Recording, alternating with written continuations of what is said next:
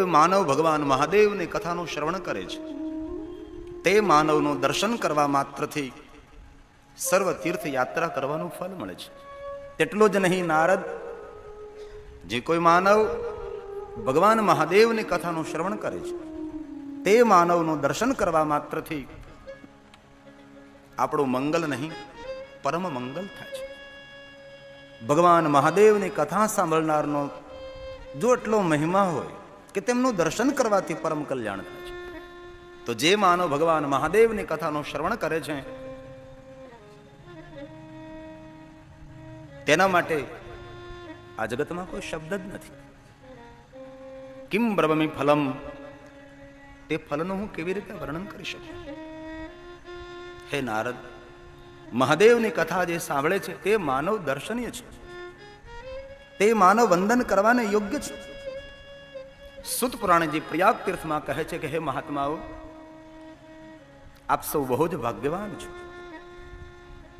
તમે સૌ ભગવાન મહાદેવની કથાનું શ્રવણ કરો છો, આપ સૌ દર્શનીય છો. આવી રીતે ભગવાન મહાદેવની કથા સાંભળવાનો મહિમા કહેતા ભગવાન વેદવ્યાસજી બ્રહ્માના મુખમાંથી નારદને કથા સંભળાવે છે. બ્રહ્મા કહે છે, હે નારદ, પરમ તત્વ, આદિ તત્વ, મૂળ તત્વ, નિરાકાર તત્વને યાદ કરી, શિવ તત્વને પ્રણામ કરી હું આપને ભગવાન મહાદેવની કથા કહું છું. શિવ તત્વમ નામ અયમ, શિવ તત્વને યાદ કરું છું. પરંતુ હે નારદ, પ્રથમ હું આપને કહું છું, શિવ તત્વમ મયાને, શિવ તત્વને હું નથી જાણતો. હું તો નથી જાણતો, પરંતુ વિષ્ણુને પણ આ તત્વની પૂર્ણ જાણ નથી. અહીંયાથી બ્રહ્માજી કથાનો પ્રારંભ કરે છે. શિવ તત્વમ મયાનેવ વિષ્ણુ નાપી યથારથતઃ જ્ઞાતજ્ચ પરમં રૂપં મદભૂતં ચ પરેણ,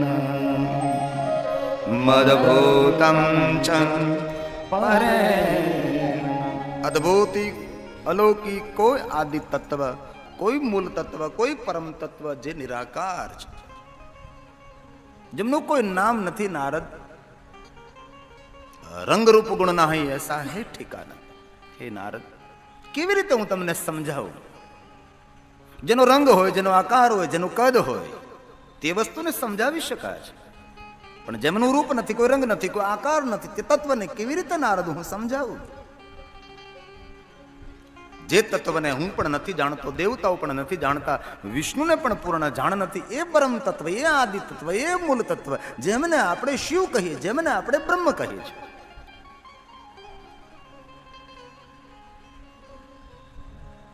ગુપ્ત જ્ઞાન કતિ ન પહોંચે બાની की क्या गुंजाइश है? હે નારદ, જે તત્વને વેદો નેતિ નેતિ નેતિ કહે છે, ન ઇતિ, બસ કોઈ છે, કોઈ છે. બ્રહ્મા બોલે છે, હે નારદ, અવેદતે સચકિતં યદસ્તિ શ્રુતિ પુનઃ. શ્રુતિ વારંવાર કહે, સત્યમ જ્ઞાનમનંતં ચ પરમાનંદં પરમમયં, પરમાનંદં પરમમયં.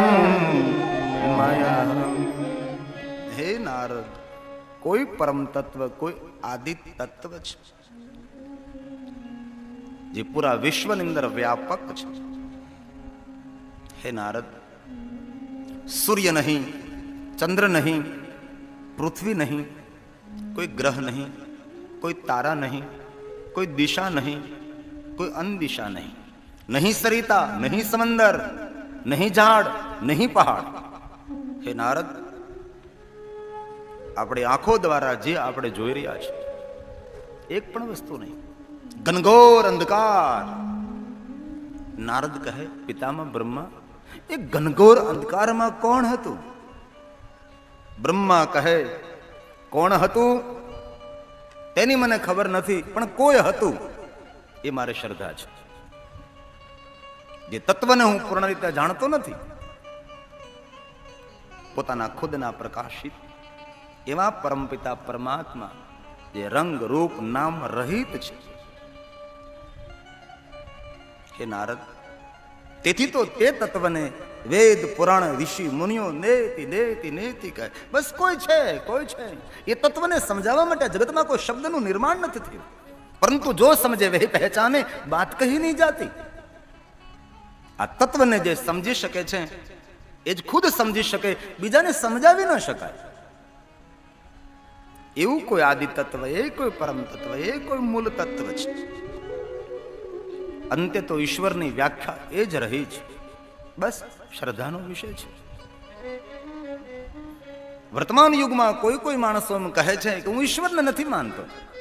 બહુ સારી વાત છે, કારણ કે જે વસ્તુને આંખ દ્વારા જોઈ નથી, જેમનો અનુભવ કર્યો નથી, જે વસ્તુને માણી નથી, જાણી નથી, તે વસ્તુ માટે બોલી શકાય હું નથી જાણતો.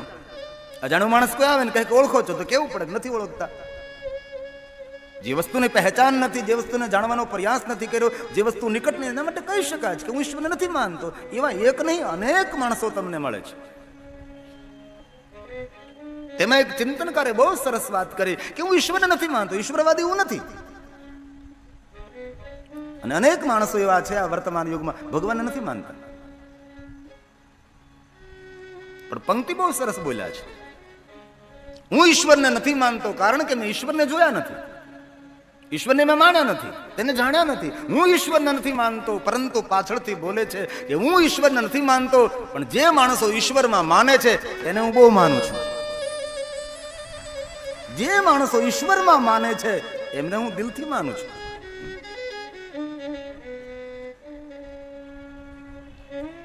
અહીંયા બ્રહ્મા કહે છે કે હે નારદ, ઈશ્વર પ્રતિ વ્યાખ્યાઓ કરવી એ તો ઓઠના પડદાઓને ખોલીને શબ્દના દ્રશ્યો ભજવવાની વાત છે. બાકી અનુભૂતિ અનુભવ તો કઈક જુદી જ વસ્તુઓ છે. તેની સામે રામકૃષ્ણ પરમહંસ એમ કહે છે કે ધર્મગ્રંથોનું વાંચન કરી, કથા વાર્તાઓ સાંભળીને વાંચન કરીને ઈશ્વરને જોવાનો પ્રયાસ કરવો એ તો એક નકશામાં ગોકુલ મથુરા જોવા જેવી વાત છે. બાકી અનુભવ તો કઈક જુદી જ હોય છે. એ રામકૃષ્ણ પરમહંસની વાત છે. ભલે ધર્મ પુરાણો વાંચીએ, આપણે કથા કીર્તનો કરીએ, એ જાણવા માટે ઈશ્વરને, પણ એ બધા પ્રયાસો કેવા? તો કે નકશામાં ગોકુલ મથુરા જોવાનો બસ પ્રયાસ. એ તો ગોકુલ મથુરા વંદરાવન જાય ત્યારે અનુભૂતિ થાય છે. બ્રહ્મા નારદને કહે છે, નારદ, એ તત્વને સમજાવવા માટે મારી પાસે કોઈ શબ્દ નથી. ઈશ્વર પૂર્ણ કવિ છે અને પોતાની લખાયેલી કવિતાનો ખુદ પોતે અભિનય કરે છે. એ આ પ્રકૃતિ છે, એ આ જગત છે, આ વિશ્વ છે. ઝાડ, પહાડ, સૂરજ, ચંદ્ર ઈશ્વરનો ખુદનો અનુભવ છે, અનુભૂતિ છે, એનો અભિનય છે. હે નારદ, શિવ તત્વને હું નથી જાણતો. બસ નેતિ નેતિ નેતિ. અને આપણા ભગવાન મહાદેવના ભક્તો, ખાસ કરીને ગુજરાતીઓ, આ પંક્તિ લગભગ ગાતા હોય છે. શિવાલીમાં સાંભળવા મળે. લગભગ અનુભવ છે કે ગુજરાતી કોઈ પણ હોય એને આ પંક્તિઓ કંઠસ્થ જ હોય. બીજી કોઈ અન્ય સ્તુતિ તેને કંઠસ્થ હોય ન હોય એ ન કહી શકાય, પરંતુ જે શિવની સ્તુતિ છે અને આ જે શબ્દો છે લગભગ ગુજરાતીઓને કંઠસ્થ હોય છે. તેમાંની એક પંક્તિ છે, નૈતિ નૈતિ જાવે કહે છે મારું ચિત્તડું ત્યાં જવા ચાહે છે. નૈતિ નૈતિ જાવે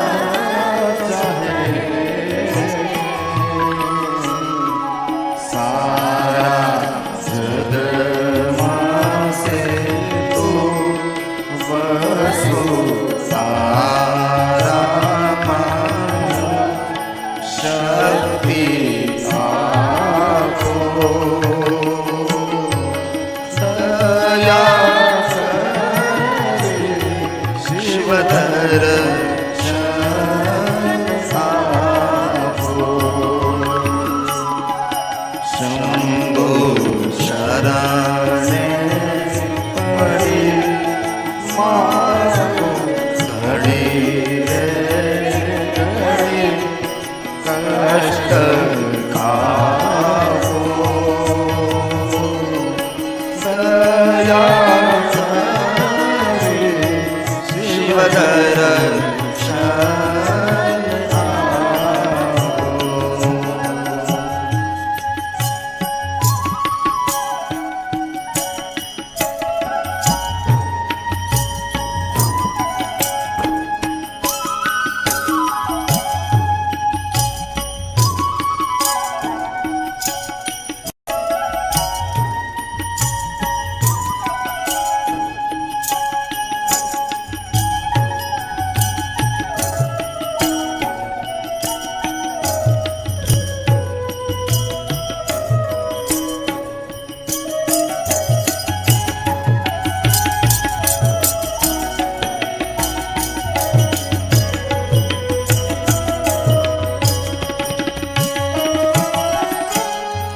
તમે ભક્તોના દુઃખ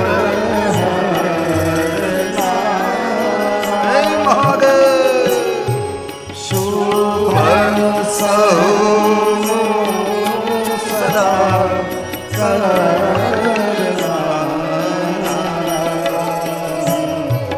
તમે ભક્તોના દુઃખ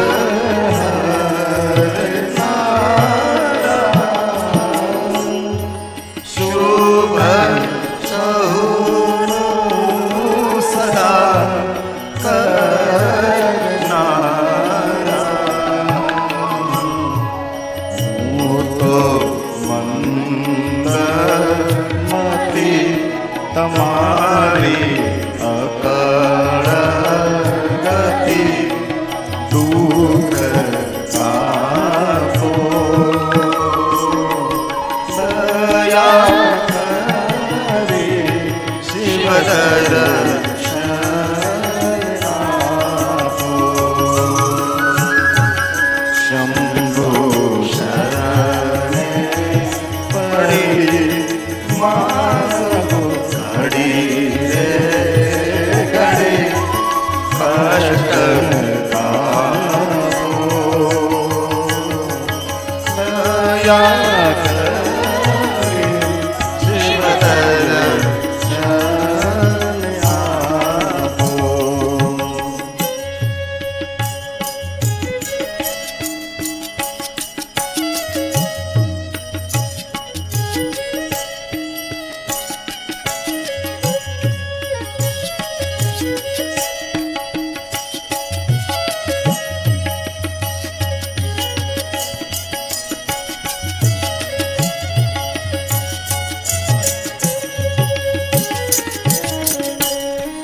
અંગે ભસ્મ સ્મશાન જોડી સંગે રાખો સદા ભૂત છોડો હે મહાદેવ અંગે ભસ્મ સ્મશાન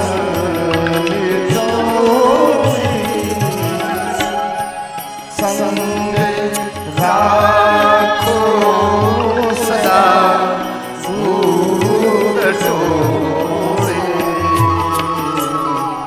ભાલે તિલક કર્યો કંઠે વિષ કર્યો અમૃત આ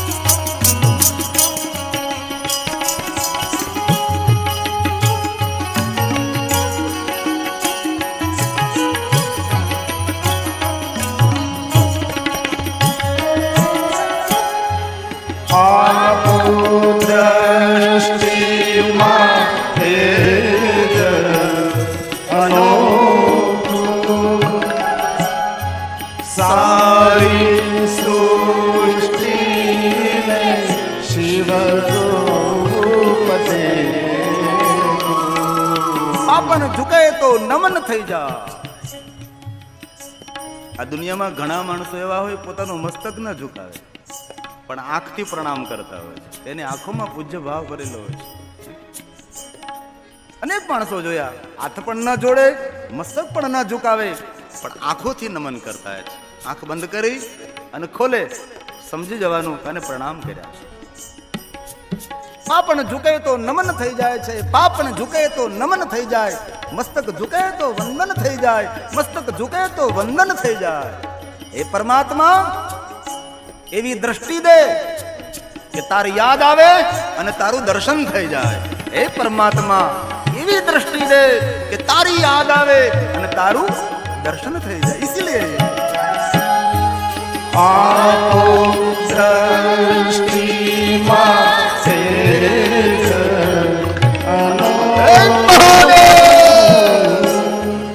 सारे सृष्टि शिव रूप से मारा मन बसो आवी बसो शांति आपो दया शिव दर्शन आपो शंभु शरणे पड़े मारो घड़ी रे घड़ी कष्ट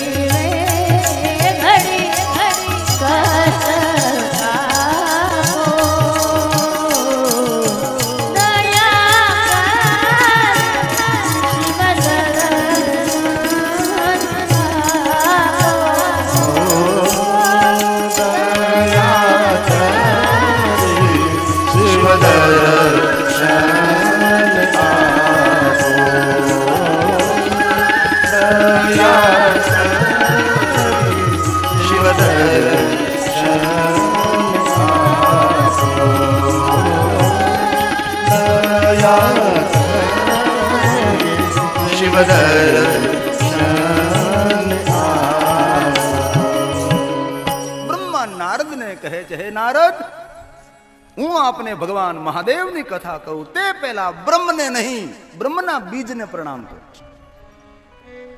બ્રહ્માજીએ ન શંકરને પ્રણામ કર્યા, ન શિવને પ્રણામ કર્યા, ન બ્રહ્મને, બ્રહ્મના બીજની વંદના કરી. મૂળ સ્થાન, પ્રાગટ્ય સ્થાન. ભગવાનને પ્રણામ કરે તેનો કોઈ ભગવાન હોય, બ્રહ્મને પ્રણામ કરે તેમનો પણ કોઈ બ્રહ્મ હોય. એક હારમાળા ઉભી થાય છે, પણ નહીં, મૂળ તત્વ, મૂળ પ્રાગટ્ય સ્થાન. બ્રહ્મા બોલે છે, બ્રહ્મા રૂપ બ્રહ્મજ્ઞ બ્રહ્મ ભાવે ચ તત્પરા બ્રહ્મ બીજ સ્વરૂપે બ્રહ્મ બીજ નમોસ્તુતે બ્રહ્મ બીજ નમોસ્તુતે બ્રહ્મ બીજ નમોસ્તુતે. બ્રહ્મ બીજ મૂળ પ્રાગટ્ય સ્થાન. બ્રહ્મા તેને પ્રણામ કરે છે. જે તત્વ પૂરા વિશ્વની અંદર વ્યાપક છે. સૂર્યમાં તું, ચંદ્રમાં તું, પૃથ્વીમાં તું, તારામાં તું, ગ્રહમાં પણ તું છે. સરિતામાં તું, સમંદરમાં તું, ઝાડમાં તું, પહાડમાં તું, દેવમાં તું, દાનવમાં તું, માનવમાં પણ તું છે. સર્વ જગ્યાએ ઈશ્વર તું રહેલો છે. એ વ્યાપક તત્વને હું પ્રણામ કરું છું, જે સર્વજ્ઞ છે. जिधर देखो इधर तो ही जहां जहां नजर मारी फरे છે. યાદી ભરી છે આપની ખુનીના ખંજરોમાં, પ્રિયાના ચુંબનોમાં, હરે હરે ગર્જનામાં રયો પિંક કુંજવદૂત. એ પરમપિતા પરમાત્મા, હે આદિ તત્વ, હે મૂળ તત્વ, હે બ્રહ્મ તત્વ, જે તત્વ પૂરા વિશ્વની અંદર વ્યાપક છે, એ તત્વને હું પ્રણામ કરું છું. જે રીતે સૂર્યના કિરણો પૂરા વિશ્વની અંદર ફેલાયેલા છે, એવું ન કહી શકાય કે સૂર્યના કિરણો ધરતી તરફ જ આવે છે. સૂર્યના કિરણો જેટલા ધરતી તરફ આવે છે તેટલા જ ઉપર, તેટલા જ બાજુમાં પૂર્ણ વિશ્વની અંદર સરખી માત્રામાં ફેલાયેલા હોય છે. પરંતુ સૂર્યના કિરણોની કોઈ સીમા છે. પરમાત્મા તો અસીમ છે. એવા વ્યાપક, હે સર્વજ્ઞ, હે બ્રહ્મ, હે જગત પિતા, હે આદિ તત્વ, હે પરમાત્મા, હું આપને પ્રણામ કરું છું. બ્રહ્મા વંદના કરે છે. સર્વ વ્યાપક સર્વજ્ઞ સર્વ શક્તિ સમન્વિતા અતિ સુંદર દેવેશ નમસ્તે જગદીશ્વર નમસ્તે જગદીશ્વર નમસ્તે જગદીશ્વર. જગતને પ્રકાશિત કરનાર એવા પરમપિતા પરમાત્મા ભગવાન શિવને, બ્રહ્મને, બ્રહ્મના મૂળને, બ્રહ્મ સ્વરૂપ જગતનો પ્રાગટ્ય કરનાર એવા ભગવાનને હું પ્રણામ કરું છું. તવેશ્વર્યમ જત જગદુદય રક્ષા પ્રણય કૃત પ્રિય વસ્તુ વ્યસ્તમ ત્રિશુ ગુણ વિનાશ તનુષ. ત્રિવેદ જેને જાણવા માટે પ્રયાસ કરે છે, કાર્યરત રહે છે. જગતનું સર્જન, જગતનું પોષણ અંત કરે છે એવા પરમાત્મા, આદિ તત્વ, મૂળ તત્વ પરમાત્મા, હું આપને વારંવાર પ્રણામ કરું છું. સૂતરના તાતણામાં જેમ મોતીઓ ગુથાયેલા હોય તેવી રીતે ઈશ્વર પૂરા વિશ્વની અંદર ગુથાયેલો છે. કીડીમાં પણ તું, કુંજરમાં પણ તું છે, આસમાનમાં પણ તું છે અને પાતાલમાં પણ તું છે. ખંજર મારે છે એ પણ તું, ને ખંજર ખાઈ રહ્યો એ પણ તું જ. અંતે તો તું ही. તેથી તો રોજ બોલી આપો દૃષ્ટિમાં તેજ અનોખું, સારી સૃષ્ટિને સ્વરૂપ દેખો. પૂરા બ્રહ્માંડ અંદર જે વ્યાપક તત્વ, એ પરમપિતા પરમાત્મા, એ આદિ તત્વ, એ મૂળ તત્વ, એમને હું પ્રણામ કરું છું. હે નારદ, એ બ્રહ્મ તત્વ, એ આદિ તત્વ, મૂળ તત્વ, નિરાકાર જ્યોતિ સ્વરૂપ પરમાત્માનું હું કેવી રીતે તમને રૂપ સમજાવી શકું, તેની વ્યાખ્યા કેવી રીતે કરી શકું. પરંતુ જે જાણું છું તે તમને કહું છું. હે નારદ, સૂર્ય નહીં, ચંદ્ર નહીં, વાયુ નહીં, તેજ નહીં, આકાશ નહીં, પૃથ્વી નહીં, હું પણ નહીં, તું નહીં, ઘનઘોર અંધકારમાં એક બ્રહ્મ તત્વ પોતાના પ્રકાશથી પ્રકાશિત છે. તે બ્રહ્મ તત્વમાંથી એક પ્રધાન પુરુષ, પ્રધાન પ્રકૃતિનું પ્રાગટ્ય થાય છે. નારદ, જેમનું કોઈ નામ નથી પરંતુ તેને નામ આપવામાં આવ્યું છે ભગવાન શિવ અને આદ્ય શક્તિ, જે પ્રધાન પુરુષ અને પ્રકૃતિ છે. હે નારદ, ખુદ પોતાના પ્રકાશથી પ્રકાશિત છે. હે નારદ, એ પ્રધાન પુરુષનું રૂપ કેવું? ચિત્ર વિચિત્ર રૂપ. નારદ, નારદ કહે કહો બ્રહ્મા. બ્રહ્મા કહે છે હે નારદ, તે પ્રધાન પુરુષનું રૂપ અલૌકિક અદ્ભુત. શિષ્ય મંદાગ્રિધારી ભાલ ચંદ્ર ત્રિલોચન પંચ પ્રસનાત્મા દશબાહુ ત્રિશુલતુ, આવું રૂપ મનોહર શ્રેષ્ઠ, જેમને આકૃતિ છે. મસ્તક પર જટા, જટામાં ગંગા, ભાલચંદ્ર ત્રિનેત્ર, પંચવક્ર પાંચમુખ, પ્રસન્ન મુખ મુદ્રાઓ છે, દશબાહુ 10 હાથ, ત્રિશુલ આદિ આયુધો ધારણ કરેલા છે. આવું રૂપ એ પ્રધાન પુરુષનું રૂપ છે. હે નારદ, ત્રિનેત્રધારી, ભાલમાં કપાલમાં નેત્ર, અગ્નિની વર્ષા કરે છે, બાજુમાં અમૃતની વર્ષા કરતો ચંદ્ર છે, ઘનઘોર ઘટાઘટ જટા, જટામાંથી અવિરત ગંગા વહે. શિષ્ય મંદાગ્રિધારી ભાલ ચંદ્ર ત્રિલોચન પન્નગ ભૂષણ, મોટા મોટા સર્પોને ધારણ કર્યા છે, રૂંઢમાળા, અંગ પર ભસ્મ, મૃગચર્મ, ત્રિશુલ ડમરુ. આવું જેનું વિચિત્ર ચિત્ર રૂપ છે.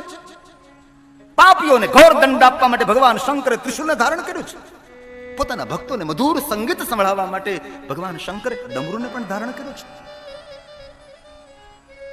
ભક્તો પર અમી વૃષ્ટિ કરવા માટે ચંદ્રને ધારણ કરે છે, અને દાનવોને વાળીને ભસ્મ કરવા માટે ભગવાન શંકર ત્રીજા નેત્રમાંથી અગ્નિની વર્ષા કરે છે. મુખમાં ભાલમાં અમૃત છે અને કંઠમાં ઝેરીલા સર્પો છે. આવું ભગવાન મહાદેવનું અદ્ભુત અને અલૌકિક, કલ્પનાથી પાર ચિત્ર વિચિત્ર રૂપ ભગવાન શંકરનું છે.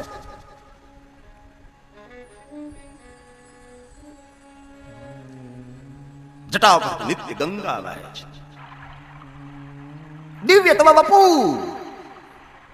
પુષ્પદંત કહે પરમાત્મા, તમારા અંગનું વર્ણન કેવી રીતે થાય, તમારા શરીરનું વર્ણન કેવી રીતે થાય? આપનું દિવ્ય અંગ, દિવ્ય શરીર, તેનો વિસ્તાર, તેનું વર્ણન કોણ કરી શકે છે? પુષ્પદંત બોલે છે, વિહત વ્યાપી તારા ગણ ગુણિત હેનોદ ગમરુચિ પ્રવાહો વારાય પુષતલઘુત્ર શિરસિતે જગદ્વીપાકારં જલધિ વલયં તેન કૃતમિ તયન્નેવન્નેયં ધૃતમહિમ દિવ્યં તવ વપુ. હે પરમાત્મા, આપનું દિવ્ય અંગ, વપુ એટલે શરીર, વિહિત વ્યાપી તારા ગણ ગણિત ફેદોદ ગમરુચિ. ઘનઘોર અંધકાર હોય, આકાશ ખુલ્લું હોય, બાદલ રહિત હોય, અને આકાશની સામે મીટ માંડીએ તો આકાશ ગંગાનું આપણને દર્શન થાય છે. તારાઓનો ટમટમાટ આકાશ ગંગાની શોભામાં વૃદ્ધિ કરે. ગણગણિત ફેદોદ ગમરુચિ, જેને આપણે આકાશ ગંગા કહીએ છીએ. વડીલોને આ વસ્તુનો અનુભવ હોઈ શકે છે. ક્યારેય રાત્રિમાં ખેતરમાં કે વાડીમાં રાત્રિ રોકાણ કર્યું હોય, ખુલ્લા આકાશમાં સૂતા હોય, ઘનઘોર અંધકાર હોય, અને આકાશને સામે મીટ માંડીએ તો સફેદ એક રેખા દેખાય છે, જેને આપણે આકાશ ગંગા કહીએ છીએ. અત્યારના યુવાનોને, છોકરાઓને આ વસ્તુ જોવા ના મળે, કારણ કે આ લાઇટો અને અંજવાળામાં આંખો આપણી અંજાઈ ગઈ છે. જે કુદરતનો જે અનેરો એક આનંદ છે એ ના મળી શકે. આમાં અનેક વડીલોને અનુભવ હોઈ શકે છે. આકાશ ગંગાનું જેને દર્શન કર્યું હોય છે, સફેદ, જેને ગામઠી ભાષામાં દિવાળીનો કેળો પણ કહેવાય છે. નથી વાદળ, નથી બાદલ, પણ સફેદ એક આકાશ ગંગાનું દર્શન. એ આકાશ ગંગા શું? તો કહ્યું કે આકાશની અંદર જલનો એક વેગથી પ્રવાહ વહે છે. વારામ, એટલો વેગથી જલ પ્રવાહ વહે છે કે જલ પ્રવાહની અંદર ફીણ થાય, ફેનોદ. એ સફેદ ફીણનું દર્શન આપણે અહીંથી કરી શકીએ છીએ. એ છે આકાશ ગંગા. ક્યારેક આપને સૌને અવસર મળે, કૈલાસ માનસરોવરની યાત્રા કરો, અને જો આપણા સદભાગ્ય હોય અને કૈલાસની યાત્રા કરો ને આકાશ જો ચોખ્ખું સ્વસ્થ હોય, અને જો આકાશને તમે મીટ માંડો તો ત્યાંથી બહુ સરસ રીતે આકાશ ગંગા દેખાઈ શકે છે, એકદમ સ્વસ્થ, એકદમ નિકટ, આસમાનના તારાઓ નિકટ દેખાય એટલી ઊંચાઈ છે એ આકાશ ગંગા.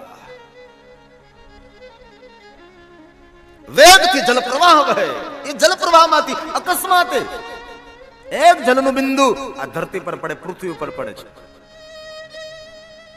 કેવડું બિંદુ? તો કે આંખ દ્વારા જોઈ ન શકાય એવું નાનકડું બિંદુ, લઘુ, આંખ દ્વારા જેને પૂર્ણ રીતે જોઈ ન શકાય એવું નાનકડું બિંદુ આ ધરતી પર પડ્યું. આકાશમાં જે જલ બિંદુ એક પૃથ્વી પર, તો પૃથ્વીની હાલત કેવી? જગદ્દીપાકારમ જલધિ વલયમ. પૂરી પૃથ્વી જલથી ભરાઈ ગઈ છે. દીપ, ચારો તરફ પાણી, વચ્ચે થોડી પૃથ્વી, તેને દીપ કહેવાય છે. વલય, કંકણ આકાર, ચારો તરફ પાણી, વચ્ચે થોડી પૃથ્વી રહી ગઈ છે. ક્યારેક તો ચિંતન થવું જોઈએ કે આ પૃથ્વી પર એટલું બધું પાણી, એટલું બધું જલ ક્યાંથી આવ્યું? કોઈ તો હોય. પુષ્પદંત એમ કહે છે કે આકાશ ગંગાના જલ પ્રવાહમાંથી એક નાનકડું બિંદુ આ ધરતી પર પડે છે અને પૃથ્વી આખી પાણી પાણી જલબંબાકાર થઈ જાય છે. અને આપણે સૌ જાણીએ છીએ કે ધરતી પર 3 ભાગનું પાણી છે ને 1 ભાગની પૃથ્વી છે. તો પાણી, આ જલ ક્યાંથી આવ્યું? તો કે આકાશ ગંગાનું એક જલનું બિંદુ આ પૃથ્વી પર પડે છે, એટલું પાણી એવું છે. તો ચિંતન કરીએ કે આકાશ ગંગામાંથી એક જલનું બિંદુ આ ધરતી પર, આ પૃથ્વી પર પડતું હોય, એક બિંદુ, નાનકડું એક ટીપું. અને જો પૃથ્વી પર એટલું બધું પાણી જલ આવતું હોય તો આકાશ ગંગામાં કેટલું પાણી હોય? કલ્પના કરીએ. કુવામાંથી આપણે, હવે તો જતો રહ્યો જમાનો, બાકી શીસણ હોય અને આપણે ગાગર કે ડોલ અંદર નાખીએ, આપણે એ ગાગર ભરીને આવે તો કુવામાં કેટલું પાણી હોય છે? આ તો કે બિંદુ. સપ્ત સિંધુની રચના થઈ છે, 7 સમંદરોની જ્યાં વાત આવી છે. એક બિંદુના પ્રભાવથી, એક નાનકડા એવા પાણીના ટીપાના માત્રથી આટલું પાણી પૃથ્વી પર, તો આકાશમાં પાણી કેટલું હોય છે? એ આકાશનું બધું જ પાણી, બધું જલ ભેગું કરીને આ પૃથ્વી પર 7 સમંદર થી તો નહીં જ, તો ભૂલી જ જાઓ, એ તો બિંદુનો પ્રભાવ છે, એ નહીં. પણ આકાશ ગંગાનું બધું જ પાણી જલ ભેગું કરી અને ભગવાન શિવના મસ્તક ઉપર મૂકવામાં આવે તો નાનકડું બિંદુ લાગે. તો ભગવાન કેવડો હોય, એની વિરાટતા, તેની વિશાળતા, એ ભગવાન કેવડો હોય. આકાશ ગંગાનું પાણી જો ભગવાનના મસ્તક ઉપર રાખવામાં આવે તો નાનકડું બિંદુ દેખાય. તો ગંગાની કઈ હસ્તી આમાં? એ ભગવાન શિવ, એ વિરાટતા, ભગવાન વિરાટ પણ છે, સૂક્ષ્મ પણ છે. ભગવાન આકાશમાં, પાતાળમાં, દિશામાં કેવડું રૂપ, કેવડું કે દિવ્ય તલ વપુ. અમે કેવી રીતે સમજાવીએ, કેવી રીતે હું સમજાવું? જેના રૂપની વ્યાપકતા કોણ સમજી શકે, કોણ સમજાવી શકે છે? મારો સાહિત્યકાર કવિ કહે, સરે આકાશમાં પડ પાતાળમાં શરીર સારા બ્રહ્માંડ રે.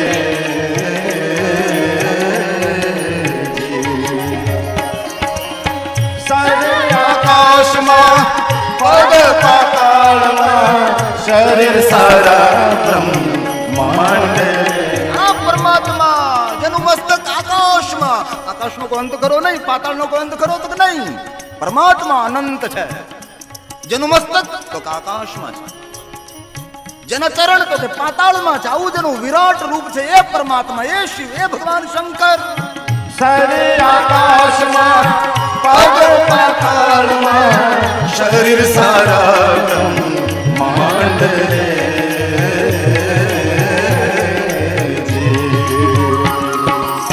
સૂર્ય ચંદ્ર જમના નેત્ર છે, સૂર્ય ચંદ્ર જમના નેત્ર છે. ભોલે બાબા રે એમ સંતો એસે ધીરે, સંતો એસે ધીરે, સંતો એસે. આ તત્વને, આ વિરાટ, આ વ્યાપક તત્વને કોણ સમજી શકે?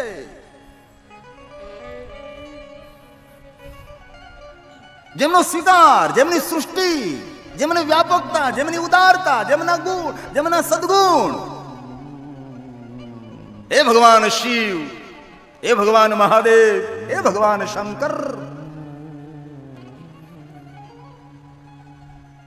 પુષ્પદંત કહે છે મોક્ષ ખટમાંદ્રમ પરશું રજનમ ભસ્મ કપાલમ ચેતિયા તવ વરદ તંત્રોપકરણમ સુરાસ્તામ તામ્રૃતિ દધતિતો ભવદ પ્રણહિતા નહીં સ્વાત્મા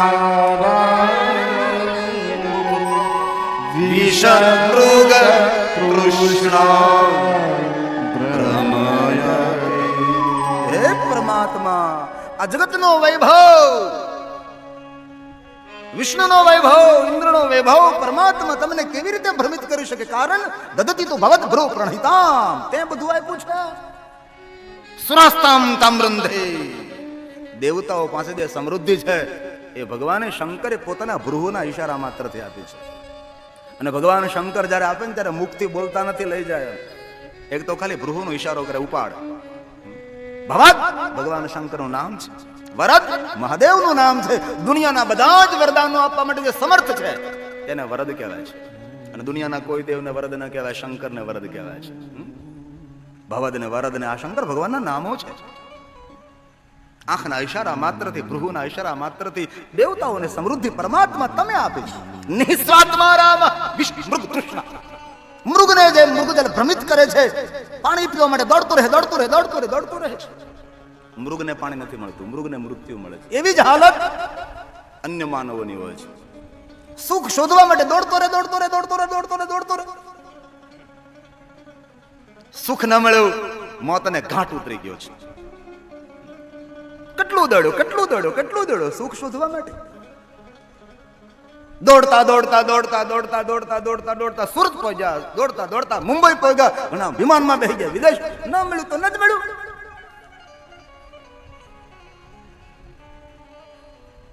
જગતના સુખો આપને ભ્રમિત ન કરી શકે. મૃગને જેમ મૃગજળ ભ્રમિત કરે તેવી રીતે પરમાત્મા આપને આ જગતના સુખો અને વૈભવ અને દેવતાઓનો વૈભવ કેવી રીતે ભ્રમિત કરી શકે છે? આપ તો આત્મા રામની અંદર નિરંતર રમણ કરો છો. મોક્ષ બુઢો બળદ ખટવામ ચાર ભયાવળે ખાટલે પરશુ કુવાડો રજનમ ચામડું ભસ્મ રામ ફણીને સર્પ કપાલ ખોપર્યો, બસ આવા ઉપકરણો છે ભરત તંત્રો. આવા ઉપકરણો વડે તમે તમારા જીવનનો નિર્વાહ કરો છો. મારા મહાદેવની સાદાઈ, મારા મહાદેવની સાદગી, મહાદેવનું સમર્પણ અદ્ભુત અને અલૌકિક છે. પહેલો સ્વીકાર મોક્ષ. બુઢો બળદ, થાકી ગયેલો બળદ, ખેતીમાંથી નીકળી ગયેલો બળદ. મોક્ષનો અર્થ આખલો ન થાય, બુઢો બળદ થાય છે. વૃદ્ધ બેલ, બુઢા બેલ.